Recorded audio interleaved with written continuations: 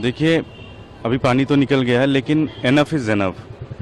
दिल्ली के अंदर सिर्फ ओल्ड राजेंद्र नगर नहीं बल्कि बहुत सारे इलाकों में इन कोचिंग इंस्टीट्यूट्स ने, बहुत सारे लोगों ने बेसमेंट्स को पूरी तरह से कमर्शियल एक्टिविटीज़ के लिए यूज़ कर रहे हैं, बच्चों को पढ़ा रहे हैं। जो यहाँ पे बताई जा रही है वो ये है कि वहाँ पे वाटर लॉगिंग होती है, पानी सड़क से निकल रहा था, इन कमर्शियल इनके बेसमेंट में बच्चे पढ़ रहे थे।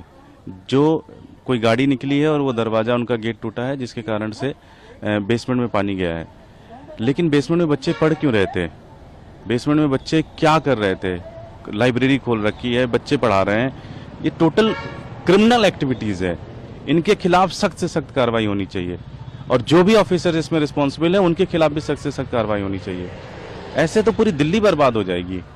लेकिन आप जो कार्रवाई की बात करें, सरकार आपकी है, और जो गटर के पानी की बात कही जा रही है, तो एमसीडी की जिम्मेदारी भी अब आम आदमी पार्टी के, तो सवाल उठ रहे हैं कि आप लोगों ने इतने दिनों में क्या किया कि गटर का पानी कोचिंग सेंटर में जा रहा है। डिसिल्टिंग हुई है, लेकिन फिर भी कोई भी इसकी जांच हो, पूरा कंप्लीट इसकी ट्रांसपेरेंसी होनी चाहिए, पूरी जांच होनी चाहिए। अगर कोई भी जिम्मेदार है उसके खिलाफ सख्त से सख्त कार्रवाई होनी चाहिए।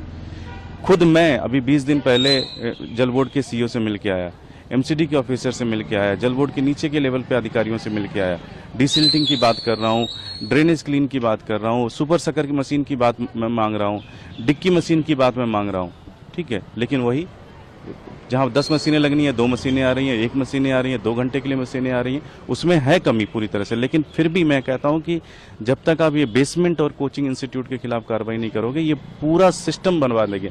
आज तो चलिए पानी है, कल शॉर्ट सर्किट भी हो सकता है, कल कोई और चीज भी हो सकती है। शॉर्ट सर्किट अभी बीते दिनों से तो बहुत सारी लगता है कि जो जल जमाव होता है, एमसीडी की कहीं ना कहीं नाकामी रही है। देखिए, क्या भी बोल रहे हैं, ड्रेनेज सिस्टम जो है वो दिल्ली का कोलैप्स है। रीजन 15 साल भारतीय जनता पार्टी रही, ड्रेनेज के ऊपर कोई काम नहीं है। 1 साल से हम लोग आए हैं, ड्रेनेज के ऊपर काम कर रहे हैं। लेकिन मैं किसी ब्लेम गेम में नहीं जाना चाहता हूँ। मैं चाहता हूँ इसकी जांच हो और जो भी जिम्मेदार उसके खिलाफ सख्त से सख्त कार्रवाई हो। आपने कहा बीजेपी 15 साल शासन में रही, बीजेपी के लोग कल वहाँ पे पहुंचे थे, बांसुरी स्वराज, वीरेंद्र सचदेवा, वो लोग सीधे तौर पे आप लोगों के आरोप लगा रहे हैं। सचदेवा और बांसुरी स्वराज ने आपका नाम लेकर कहा कि एमसीडी के प्रभारी हैं दुर्गेश पाठक, लेकिन किया क्या इतने सालों में? देखिए, वो राजनीति करेंगे, उसकी राजनीति में नहीं जाना, सलूशन पे जाना है। सलूशन यही है कि जब तक आप इस तरह के बेसमेंट के ऊपर बहुत एक्शन नहीं लेंगे, स्ट्रांग एक्शन नहीं लेंगे, तब तक ये चीज़ें होती रहेंगी, चलती रहेंगी। आपको पूरी दिल्ली के अंदर ग्राउंड पे उतरना पड़ेगा, एक एक घर में जाके देखना पड़ेगा। अगर किसी भी बेसमेंट में कोई कमर्शियल एक्टिविटीज़ हो रही है तो उसको बंद कराना पड़ेगा, उसको सील करना पड़ेगा। आपने कहा कि जो जल बोर्ड के अधिकारी हैं वो बात नहीं सुनते हैं, सुपर शकर मशीन आप जो मांग रहे हो वो नहीं मिल रहा है, तो ऐसे मतलब कब तक चलता रहेगा? कहीं ना कहीं लोग परेशान हो रहे हैं। सख्त से सख्त कार्रवाई होनी चाहिए इनके खिलाफ, सख्त से सख्त कार्रवाई होनी चाहिए। इन्होंने फॉर ग्रांटेड ले रखा चीज़ों को। मतलब कैसे कार्रवाई होगी? आपको क्या लगता है कि अब क्या कुछ किया जाना चाहिए इस मामले में? डिस्कस करते हैं मिनिस्टर एंड सारे लोगों से, इनके खिलाफ से सख्त कार्रवाई होनी चाहिए। क्योंकि मैं अभी 20-25 दिन पहले मैं मिल के आया हूँ जल बोर्ड के सीईओ से, एमसीडी के ऑफिसर से मिल के आया हूँ। अब आप मेरे उसमें फेसबुक पे चले जाइए, ट्विटर पे चले जाइए, मैंने सारी जगह फोटोग्राफ्स डाल के पब्लिक की हुई है।